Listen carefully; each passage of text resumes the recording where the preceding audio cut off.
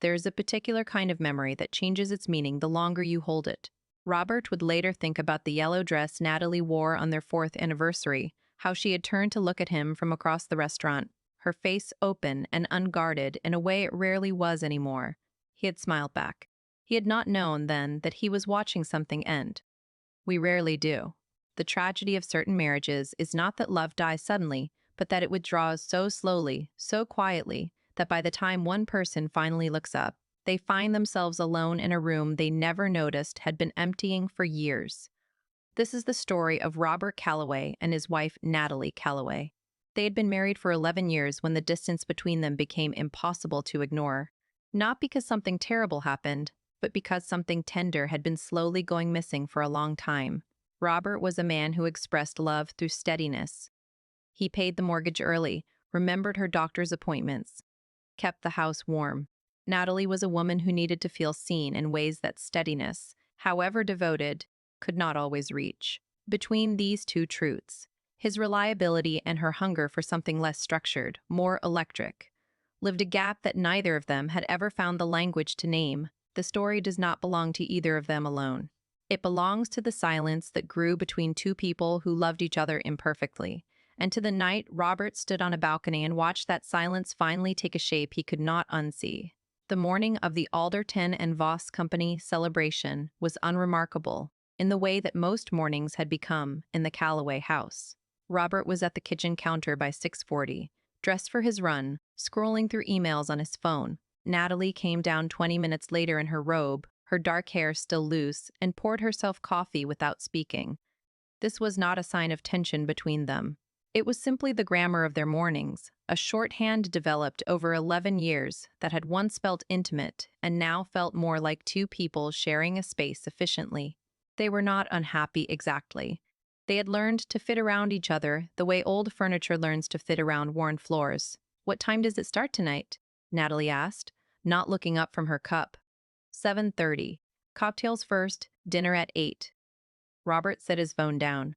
It's semi-formal. Alderton specifically mentioned it. "I know what to wear, Robert. I know you do." He picked his phone back up. She looked at him then, briefly over the rim of her coffee cup. Something in her expression hovered between amusement and something older, quieter. Then she looked away, and the moment passed the way small moments between them had been passing for a while. Unacknowledged, filed, forgotten. Robert ran his usual 6 kilometers. He thought about the Harwick account. He thought about the blocked drain in the downstairs bathroom he kept meaning to fix. He did not think about his marriage because there seemed to be nothing particular to think about. It was there the way the house was there. Solid, maintained, present. He had known Natalie since they were both 26. She had been laughing at something when he first saw her.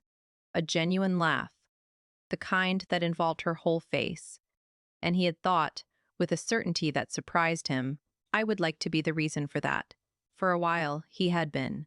For a while, she had looked at him in the particular way she had of looking at people she found completely interesting, her head tilted slightly, like she was listening not just to what he said, but to the space beneath it. He couldn't recall precisely when she had stopped looking at him that way. It hadn't happened on a specific day. It had happened the way water levels drop during a long dry season, gradually, imperceptibly, until one day you notice that the shore has moved. Natalie spent the afternoon getting ready. This, too, was familiar. She took her time with things that mattered to her, and appearing well mattered to her. Not out of vanity, or not only out of vanity, but because she believed that how you presented yourself to the world was a form of self-respect. Robert respected this about her even when it meant waiting. He read the newspaper. He refreshed his emails. He did not ask how she was doing. She came downstairs in a deep navy dress, her hair pinned loosely at the back. She looked, and he registered this, briefly, in the way he might register the weather. "Very beautiful. You look nice," he said. "Thank you." She picked up her small clutch. Ready? The party was at the Meridian Club, a venue with high ceilings and warm lighting that made everyone look slightly better than they were. Robert knew most of the people there, colleagues, partners, clients, and he moved through the rooms the way he always did at these events. Composed, attentive, professionally warm. He introduced Natalie where it was appropriate, and then, as the evening developed and the natural currents of a party separated people, He let her move at her own pace. He noticed her once across the room, talking with a woman he didn't recognize, gesturing in the animated way she did when she was actually interested in a conversation. He felt a small flicker of something, affection, or perhaps the memory of affection. And then someone touched his arm to discuss the Harwick account, and he turned away. He stepped out to the balcony around 9, needing a moment of quiet. The night air was cool. The city below was doing its ordinary city things. He stood there for a moment with his drink, letting the noise of the party soften behind the glass. Then he looked through the window, back into the room.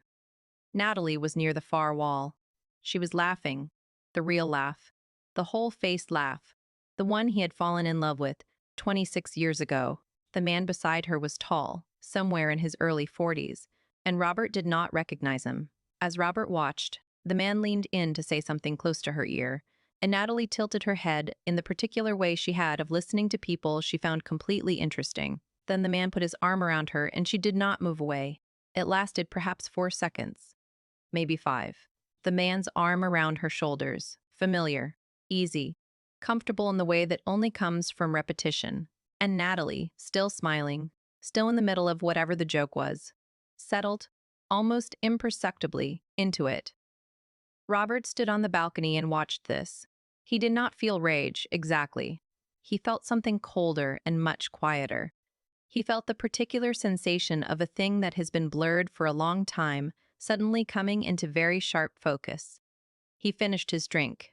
He set the glass down on the railing. He went back inside, collected his coat from the cloakroom, and walked out of the Meridian Club into the night. And he did not say goodbye to anyone.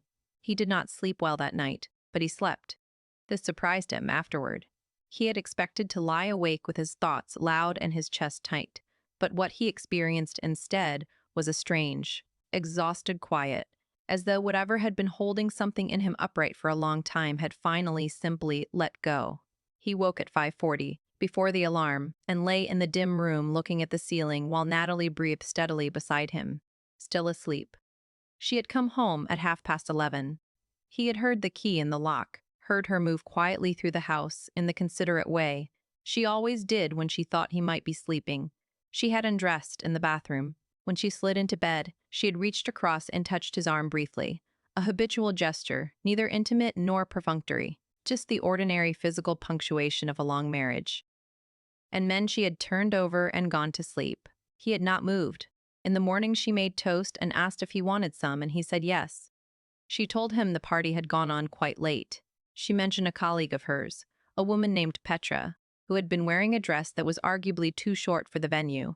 She poured them both coffee. "You left early," she said. Not accusatory. Observational. "Work on my mind," he said. She nodded. She had heard this before. This was, in some ways, the advantage of being a man who frequently had work on his mind. It was an explanation that required no further examination. He watched her butter her toast and thought about what he was and was not going to say, and decided, with the careful deliberateness of a man who was very tired, that he was going to say nothing. Not yet. Perhaps not at all. He did not know. What he did know was that he needed to think clearly, and that he could not think clearly while he was also in the middle of reacting. This had always been his nature. Not coldness, but a kind of interior discipline, the habit of separating the feeling from the decision and attending to each in its own time. Natalie had always found this quality in him difficult. "You never just react," she had said to him once, during one of their rare arguments years ago. "I never know what you're actually feeling." He had not known how to explain to her that the feeling was always there, entirely present, but that he had learned very early in his life that feelings expressed without thought had a way of damaging things beyond repair. He went to his office. He sat at his desk and looked out at the city in thought. He thought about the arm, the ease of it, the way it had settled across her shoulders as though it belonged there. He thought about the 4 seconds, or 5, and the way Natalie had leaned, barely, almost nothing, but he knew her body as well as he knew anything in the world, very slightly in. He tried to think about it clearly. He tried to consider the possibility of benign explanations.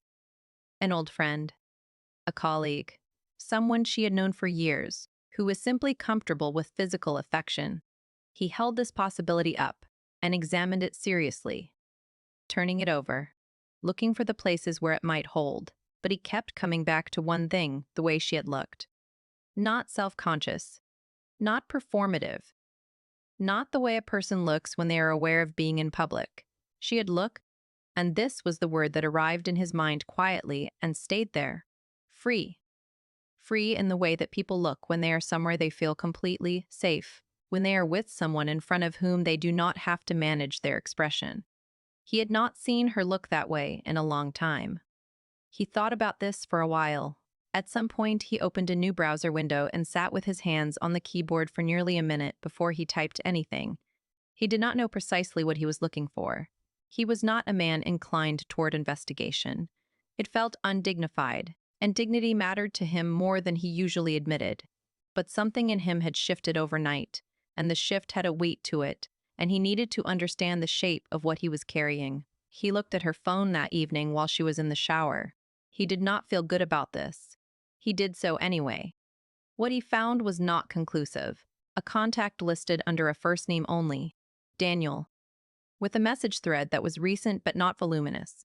Mostly logistics. Running 10 minutes late. Save me a seat. And then, from his wife, a single message sent 3 days ago that read simply, "Can't wait," with a punctuation that was not part of her ordinary texting style, a period at the end of the sentence that somehow, in its formality, felt more intimate than an exclamation mark. He put the phone back exactly where he had found it. He went downstairs and poured himself a small amount of whiskey and sat at the kitchen table while the house settled around him. He was not going to make a decision tonight. He understood this clearly. He was going to be careful. He was going to be certain. But some things, once understood, could not be made uncertain again. 3 weeks passed. Robert was methodical by disposition, and these 3 weeks had the quality of a man methodically preparing for something he wished he did not have to do. He retained a solicitor, a woman named Frances Holt, recommended by a colleague. Known for her composure and her attention to detail, he had one meeting with her on a Thursday afternoon in an office overlooking the river. He answered her questions directly. He did not cry. He felt, more than anything, very tired. He continued his life with Natalie in the way he always had: present, reliable, reasonable. He made coffee in the mornings. He came home for dinner 4 nights out of 7. He asked how her day had gone and listened to the answer. Once, she touched the back of his neck lightly as she passed behind his chair, and he sat very still until she moved away. He found in himself no desire for confrontation. He had examined this carefully, concerned that it might be avoidance, denial, the emotional suppression that Natalie had always accused him of. But it was not that. It was something more like clarity. He did not need to accuse her in order to know what he knew. He did not need her to confess in order to act on what was real. A scene, raised voices, tearful justifications, the particular cruelty of people saying what they truly think of each other would not change anything. It would only wound them both more thoroughly, and he found that he did not want to wound her. He did not want to wound anyone. He wanted, simply and sorrowfully, to be finished. On a Sunday evening in late October, with rain moving in low and steady from the west, Robert came home from a weekend at his brother's and found Natalie in the living room, reading. The house was quiet. He had arranged things over the preceding days with the help of a friend named Owen, who had let him use the spare room in his apartment. His things, the essential ones, the personal ones, were already there. He sat down across from her.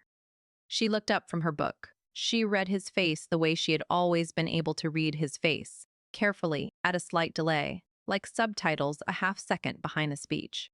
Something changed in her expression. "Robert, I'm leaving," he said. Not dramatically, just the 2 words.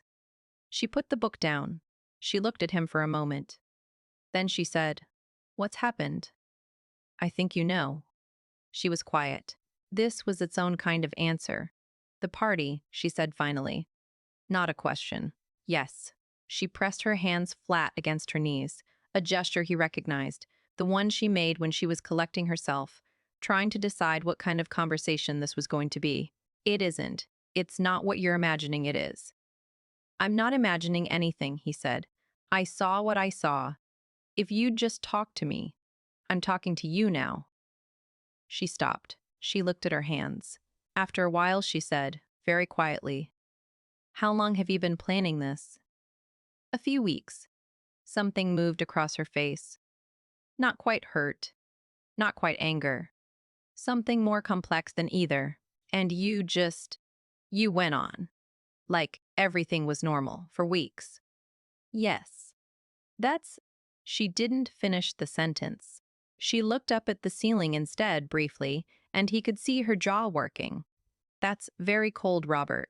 He considered this. Maybe, he said. I didn't know what else to do. There were papers on the table.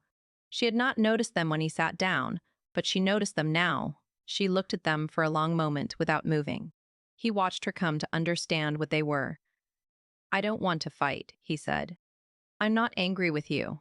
I can't. She looked at him then with something that was very close to the look he remembered from the restaurant on their 4th anniversary. That open, unguarded quality. Only now it had grief in it. I didn't plan it, she said. It wasn't. I didn't set out to do anything. It just happened, he said, without bitterness. Yes. He nodded. He believed her. This was perhaps the hardest part, that he believed her, that he understood, in the way he understood most things about her, that she was not a liar or a schemer, but simply a person who had been lonely in a way she had not known how to ask for, and that her loneliness was partly his fault, and that none of this changed what he had to do. I'll be at Owen's, he said. Francis Holt will be in touch. He stood. He picked up his coat. Robert. Her voice was very quiet. He stopped. Did you ever think, she said, that maybe if you just said something, asked me something? He stood with his coat in his hand for a moment. Then he said, I think we both stopped asking each other things a long time ago. He paused. That's on both of us. He walked to the door. He did not look back, not because he did not want to, but because he knew that if he did, he would not be able to finish leaving, and it was important, he felt, to finish. The door closed. The rain continued, steady and directionless, against the windows. January arrived the way Januaries do, gray and matter-of-fact, stripping any remaining warmth from November's decision with the efficiency of season. Natalie stayed in the house.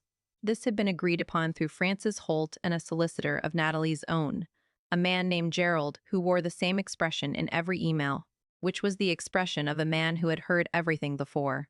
The financial arrangements were straightforward. The marriage had been long, but had produced no children and little debt.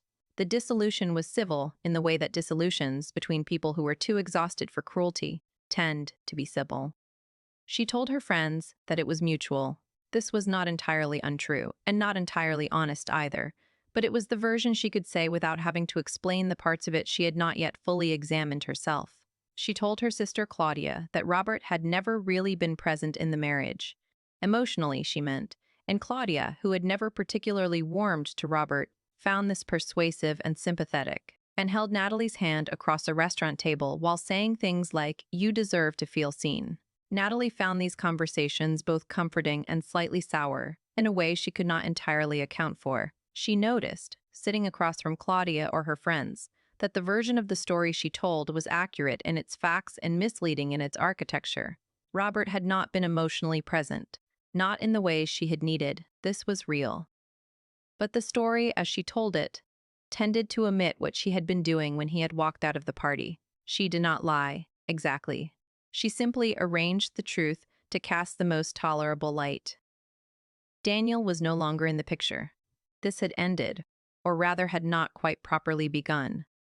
It had been, she understood now, something she had needed to believe could exist, more than she had needed Daniel himself. He was attentive in the way that new attention is always attentive, curious, effortful, exciting in the way that things are exciting when they have not yet become ordinary. She had liked the way he listened to her. She had liked the way he made her feel that what she said mattered, was interesting, was worth leaning in for. She had not, if she was honest. And she was trying, in the quiet of the house, to be more honest with herself, thought very carefully about what she was risking. She tried, once, to call Robert. Not to reverse anything, She was clear-eyed enough to know that nothing could be reversed. But because the house was very quiet on a Wednesday evening, and she had found, while clearing out a shelf, a photograph from their third year together. They were somewhere on a coast, squinting into bright light, and she was laughing, and Robert had his hand on her shoulder in the particular way he always had. Not possessive, not performative, just present, just there. She held the photograph for a long time before she put it in a box. He did not answer the call. He texted instead, after 40 minutes. "I'm okay. Hope you are too." She sat with this for a while. Then she put her phone down and looked out at the January garden and tried to identify what she was feeling. She found several things layered under each other: grief, which she had expected, a strange relief, which disturbed her, and something under both of those that was harder to name. Something that tasted, if she went toward it directly, like shame, not for having wanted connection, which was human and understandable, but for what she had allowed herself to avoid seeing. The ways she had let the marriage grow thin, and had found it easier to seek warmth elsewhere than to walk back into the cold room of their actual life and do the difficult work of turning on a light. Robert, she knew, had never found it difficult to do difficult work. This was something she had admired in him and also resented. His steadiness, which had once felt like safety, had begun somewhere along the way to feel like a wall. Beautiful and solid and impossible to get past.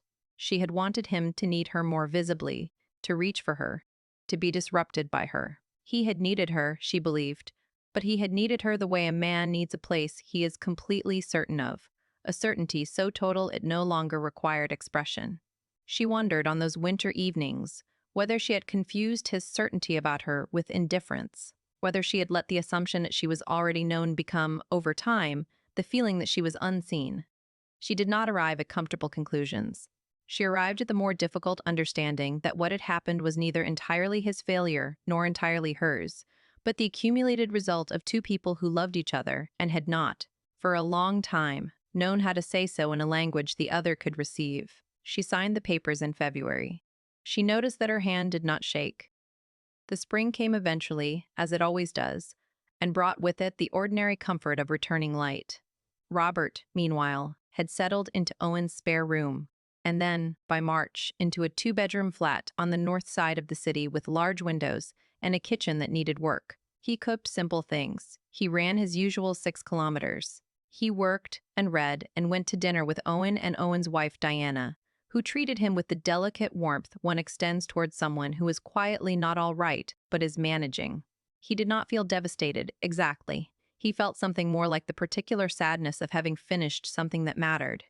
He was not angry with Natalie. He found, turning it over in his mind on the runs that had always been where he thought most clearly, that his grief was less about what she had done and more about what had existed between them before anything happened. The gradual cooling, the unasked questions, the ease with which he had allowed steadiness to become absence. He was not without fault. He had known this standing on the balcony. He had known it before that. He began, quietly, to go to therapy. This surprised him. He did not tell Owen. He met with a man named Patrick, who had the quality of listening without arrangement, and in Patrick's office, over the course of a cold spring, Robert began the careful and uncomfortable work of understanding what he had closed off in himself over many years and why, and what it had cost. It costs something, Patrick said once, to be the one who never reacts, even when it's genuine. Maybe especially then. Robert sat with this for the rest of the week. They met by neither accident nor design, at the signing of the last piece of paperwork, a formality that neither of their solicitors had managed to eliminate entirely, and which required both signatures on the same afternoon. They sat in Francis Holt's office on the Thursday in late April, on opposite sides of a polished table. It was the kind of room that made everything feel very official. Good light, neutral colors, the quiet authority of a place where endings were processed with efficiency and discretion. Natalie had come in from outside, and her coat was slightly damp from a brief shower. She had put her hair up in the way she sometimes did on days when she wanted to feel composed. Robert had come from work. He wore a dark jacket he had owned for several years. They looked to the room like two people who had known each other for a long time and were now behaving very well in difficult circumstances. which was precisely what they were. The paperwork took 20 minutes. There were points where Francis or Gerald asked a clarifying question, and each of them answered, and their voices in the room were ordinary voices. Measured, cooperative, unhurried. At one point, Natalie's pen ran out of ink, and Robert handed her his without being asked, and she said thank you and meant it, and he nodded. When it was finished, they walked out together. The street was wet and pale from the earlier rain, and the afternoon light had the particular quality it gets in late April. Thin and clear, not quite enough, still working toward something. "Can I buy you a coffee?" Natalie said. He considered this. "Yes," he said. All right. They found a cafe a short walk away. It was quiet, a weekday afternoon, the after-lunch lull. They ordered and sat at a table near the window, and for a moment neither of them said anything, which was all right. They had always been capable of silence. "How's the flat?" she asked. "Good. The kitchen needs work." He turned his cup. "The windows are nice." She nodded. "And work?" "Busy." The Harwick account finally came through. "I remember you talking about that." "Yes." He paused. "You started running again." She looked up. A small surprise. "Claudia mentioned you saw me in the park a few weeks ago. You looked well." She looked down at her coffee. "I'm trying." A pause. "I actually am, rather than just saying it." "I know." He did know. There was something different about her. Quieter, perhaps. Less defended. He had noticed it even across the table in Francis Holt's office. She turned her cup slowly on its saucer. "I've been thinking," she said, "about whether I should say something. About all of it." She looked up. "I don't mean to make today harder than it needs to be." "It's all right," he said. "Go ahead." She was quiet for a moment, organizing. "I wasn't trying to replace you," she said. "I want you to know that. It wasn't about Daniel, really. It was more like I was trying to remember what it felt like to be," she paused, "wanted, for something other than being there." He listened to this. He let it land without deflecting.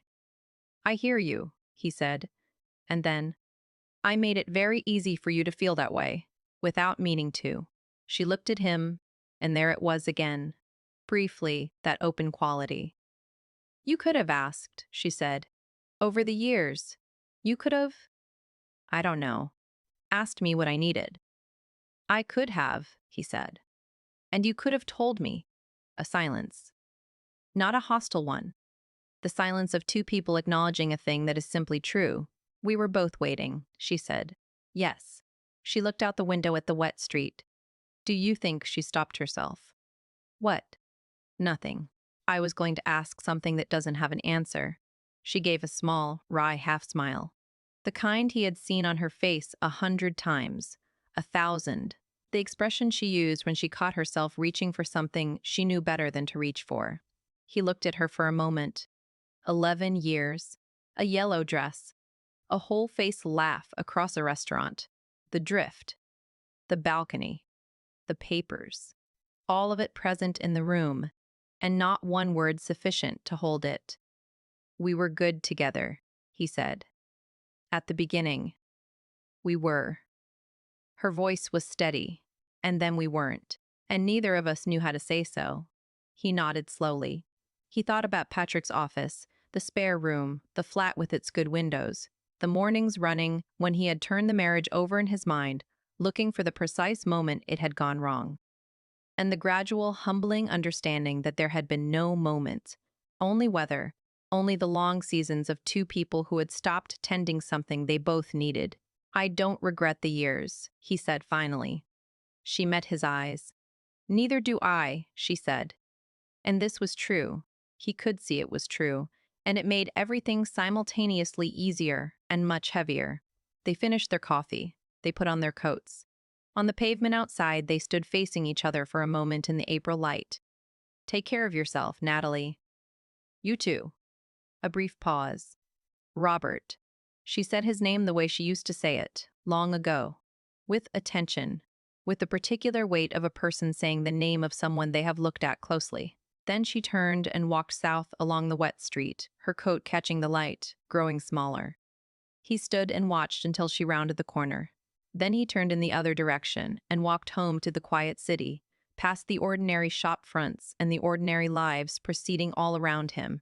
And he felt the afternoon settle over him. Not peace, not yet, but something that might, with time and honesty and the slow, patient work of understanding oneself, eventually become something close to it. The city moved around him, indifferent and enormous, and he walked through it like a man who has finally stopped carrying something he cannot name, and is only now beginning to notice how long he has been tired.